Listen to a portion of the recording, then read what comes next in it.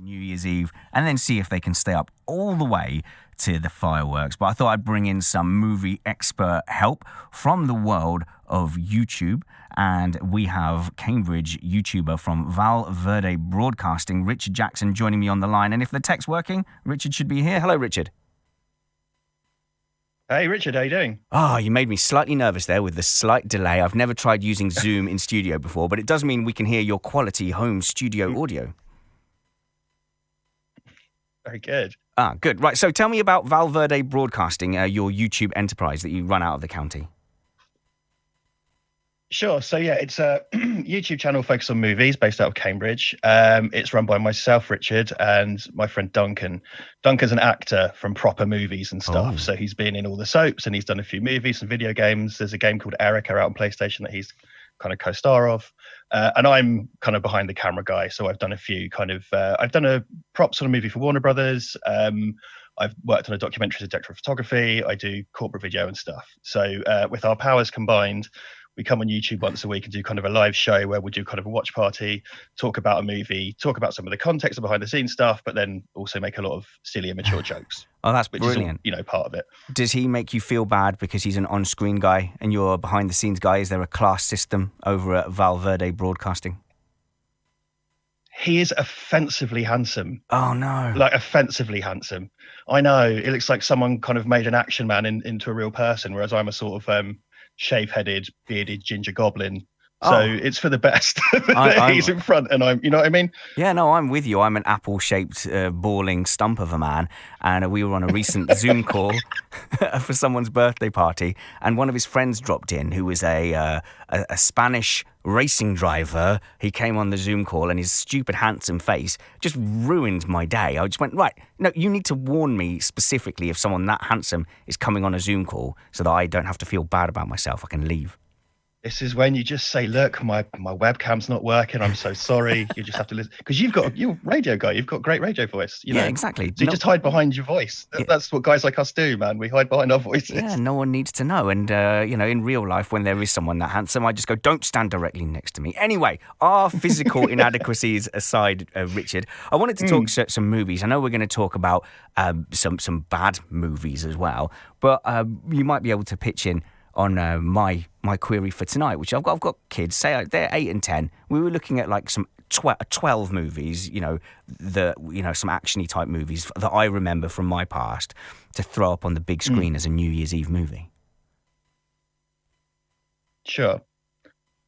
Well, I thought you as an expert might be like, yes, you should definitely watch Towering Inferno. You're a bit grim. I caught the last few minutes of your show before I came on, and I did think about this.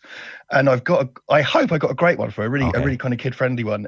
Did you ever watch Batteries Not Included when you were a kid? Oh my goodness, how we are such bad parents. How have we not watched that with the kids yet? Yeah, remind us about that.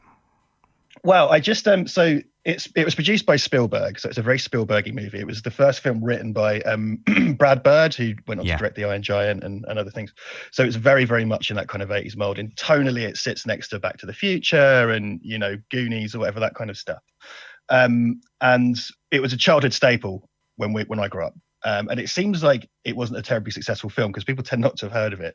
So this Christmas Day, I was with my mum and dad and my brothers, and we were like, oh, let's chuck Batteries Not Included on. We've not watched that for a while.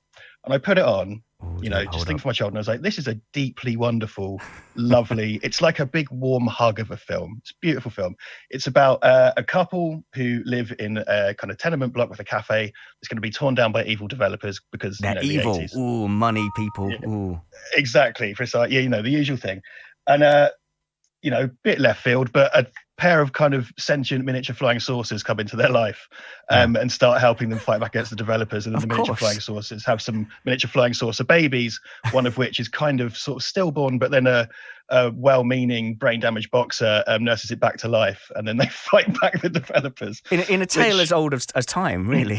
Yes, the classic hero's journey stuff about miniaturized sentient flying saucers. I do know. But I always remembered it. It's a beautiful film. It's a beautiful film. Kids would love it. You can rent it for a couple of quid if you were, up for that. It's going to be hard to beat that suggestion, actually. And I think my wife has fond memories of that, so she's going to go down that road. But why I brought you on is that not all movies are good, are they, Richard? No, they're not. And there's a kind of grand tradition of enjoying films that are bad, like deliberately seeking them out and stuff like that. And it's sort of like it started as kind of a cult thing to enjoy the bad movies, and then it's really got into the mainstream. So did you see the film The Disaster Artist with James Franco? I didn't. No, but normally James Franco's in good stuff. Yeah, this is the thing. This is a film about a legendary bad movie. So there's a film directed by a guy called Tommy Wiseau called The Room.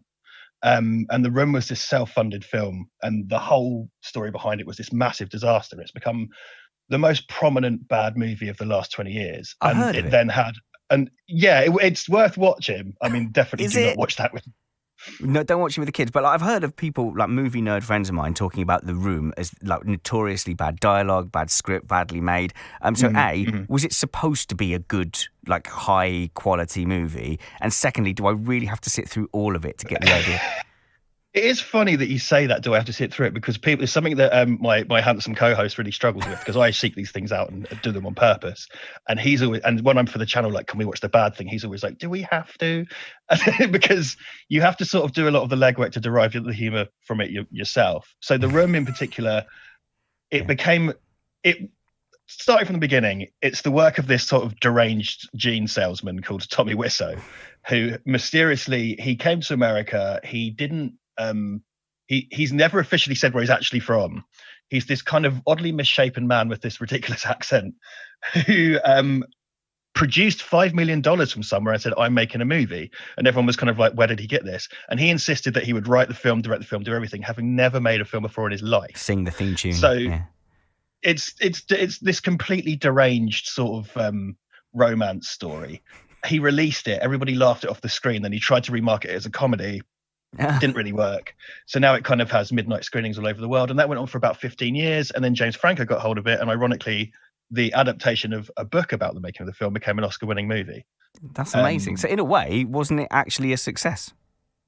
Well, this is the argument, isn't it? This is the debate. It's kind of, well, hold on, because actually that's known globally. I mean, I remember when I first got my hands on a copy, in this kind of unbelievably low rent sort of DVD case and stuff. And now there are kind of prestige DVDs of it. More people flood to the screenings. Tommy Wiseau hasn't really made much else, but he's styled himself into this sort of ringmaster of this bad movie. Brilliant. So he's just constantly going to these things, signing things, like meeting the fans, getting photographs and stuff, doing talks, and people absolutely lap it up. So he is absolutely, he's capitalized on this in this insane way. Yeah. Have you seen the Tim Burton film Ed Wood? Yes, yeah, I have. Yeah, and that was I've forgotten the name of it. It's the bald guy that was in Westworld. I'm not good at remembering actors' names. I can only remember them by naming things that they were also in. Oh, okay. The Westworld TV show, because I don't think I've seen the Westworld. Oh, right. Okay. Well, tell us about that, Ed Wood. Well, that's about, there was a film called Plan 9 from Outer Space, and it's the exact same story. These bad movies always have this more or less the same story. There's a guy called Ed Wood who was a director in the 1950s. He made this string of like really, really, really bad films, and Plan 9 from Outer Space was his kind of opus of Bela Lugosi. It got laughed off the screen and nearly disappeared. Same thing happened. It took up a cult following, and then years later, in the 1990s, after he died, Tim Burton made a film about his life, and Plan 9 from Outer Space, same thing, this really lauded, loved film about the bad movie. Yeah. And then you have to have that discussion, like, is this a success? And there are others. There's Troll 2, Miami Connection, Birdemic, Plan 9 is the big one, I think. These films get rediscovered and reconstituted and become these massive successes. And we did actually have a B-movie festival in Cambridge that hasn't run since 2018. Yeah, we did. Yeah, I never got out to it because I was always doing something else. Well, where was that? When it was on at the Junction. It started off at the I just shout out to Jason Fitzpatrick at the Centre for Computing History, someone that I work with from time to time. They hosted it initially, and then it was at the Junction. And these kind of big hitters are the ones that come out. Particularly, I think Miami Connection. Miami Connection's a great story as well. I feel like we're just rattling off these stories. Miami Connection was made by a Korean director called Richard Park. Yeah. In the 1980s, and it's a story about a kind of new wave band that sort of fight crime in their spare time as a kind of taekwondo team. Yeah, of course. Of course. And here's the thing. All these people have never made movies before, apart from Ed Wood. These people just get money and go like, I'm a director now, and go and make these films. And Miami Connection, really interesting story because it was made in 1987, I think. And it had released in Florida. And I've thoroughly Miami Connection, if it wasn't so violent, you could watch with your kids, because it's got kind of like a sweet heart to it, but it's also kind of bloody. Okay, well, I'll give that a skip with the kids, maybe. Probably watch it yourself. It's very funny, very sweet film. But it was made in 1987. Yeah. It had a short release in Florida. Didn't really go anywhere. And it just disappeared. It got laughed off the screen again, and Richard Park tried to forget about it. In 2009, there's a company called Alamo Drafthouse that releases films.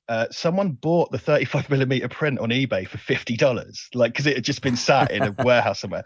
They got it for $50 and they watched it. And they just kind of went, "Oh my God, this is amazing. This film's incredible." And they approached Richard Park to try and buy the rights to release it. And he kept hanging up on them because he thought it was a cruel joke. Oh, because he'd had such a rough time 20 years ago getting it released. He thought it was just people pranking him, and they had to keep going till they do. No, we really released Miami Connection, huge cult hit. People love it.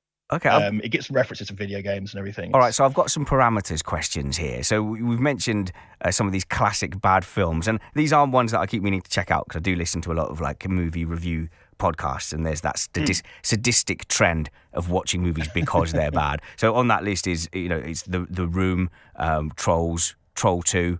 Definitely got to try and check those out. But is there a minimum criteria for what makes a bad movie? My children will make movies on their mobile devices, and they're terrible.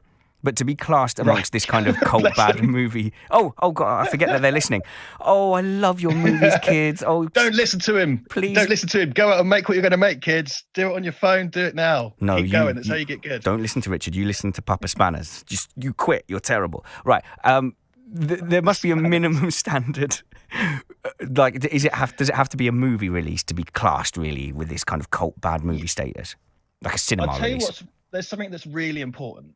There's a really important factor to this for me, and that's that it has to be done in earnest, because people make bad movies.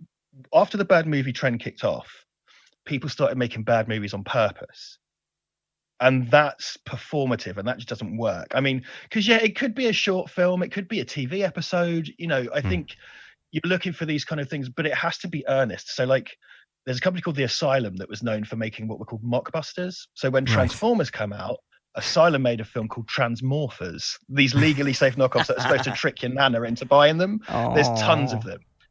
Yeah, right? So you've heard, of course, about Sharknado. Right. You heard the Sharknado movies? Yeah. They're deliberately bad movies. They cast kind of old pop stars and old actors that people are going to look at the box and go, and it's a knockoff bad movie. It's not real. They're doing it on purpose. So there's a very famous, should be on your list of bad movies, a film called Samurai Cop with Matt Hannon. It's one of my favorites. Samurai Cop's incredible. And it's another kind of immigrant story director, someone making a movie, blah, blah, blah. That's fine. And it was made in earnest, and it's really funny because it's astonishingly bad. About 5 or 6 years ago, the director has now passed away. They got the star back. They brought in Tommy Wiseau from The Room, and they made Samurai Cop 2. And it's great. But I haven't watched it because it was done on purpose to be bad. Oh, right, that's not the point. Do you know what it's like? There is a kind of... Yeah, it's like on You've Been Framed, when that started off as a hit, and you'd see all these people with these, and then very quickly it became clear that people were deliberately setting up like pratfalls for themselves and then sending them in. It's like that. 250 quid. Yeah, you're just ruining it for a cheap, silly, cynical sell-off. I mean, it is. I've got to say, it's kind of a mean-spirited enterprise at getting into bad movies, because you're normally laughing at someone's really. And I need to point this out because, and going back to what we said to the kids there. At least these people have made something, even if it sucks. Yeah. Yes. And the cult movement around them is about sneering at them. And the problem with a lot of these is you're watching someone embarrass themselves. There's a modern B-movie auteur called Neil Breen, who self-funds movies, and he's become, now most of these bad movies come from the 80s and 90s, but Neil Breen's been making films in the last 15 years, and he's this seemingly quite delusional man who used to be an architect but got loads of money and started making movies, and in all the films he casts himself as like this messiah figure. Right. And you watch his movies and it's just this illustration of this rich deluded narcissist, and everyone's just kind of laughing. And he's impervious to criticism because he won't accept that people are watching his films ironically. He's like, oh no, I'm a serious director. It's so funny, people self-casting themselves in stuff. Like when you get like Ricky Gervais or the likes of like Woody Allen, and they always cast themselves as the seemingly unattractive nerd, but then the really attractive lady that they cast alongside them sees the real them and is ultimately attracted to them. Yes, exactly. Well, if you want to imagine a Neil Breen film, kind of imagine a sort of Woody Allen type situation, directed by an alien that's never watched a film in their life, or been to Earth, or speaks English. I have to say, really deranged. I have to say, Richard, you've not sold any of these movies to me. This has been absolutely terrible, but it sounds like a lot of fun. So please, let's send some people over to your YouTube channel. Do we just type in Val Verde Broadcasting? Yeah, Val Verde Broadcasting. It's named after a fictional South American dictatorship from the film Commando. Oh, which should sort of fantastic. give you the tone. So that's VAL space VERDE. And also, is Red Letter Media also one of the titles of a show? Oh no, that's a vastly more popular channel. Oh right, well, ignore that. Let's ignore that then. Right, okay. Yeah, but if you want bad movie stuff, those guys, Right. I rate them a lot, and they have a show called The Best of the Worst, which is specifically about bad movies, and it's worth checking out. I beg your pardon. No, everyone erase Red Letter Media from your memories and just go and check out Richard Jackson at Val Verde Broadcasting. And if your YouTube channel is anything as fun and as engaging as this chat, Richard, I'm sure it is absolutely suitable for our audience. Thank you for your time, and I hope we'll speak to you again. Yeah, thanks very much. Cheers.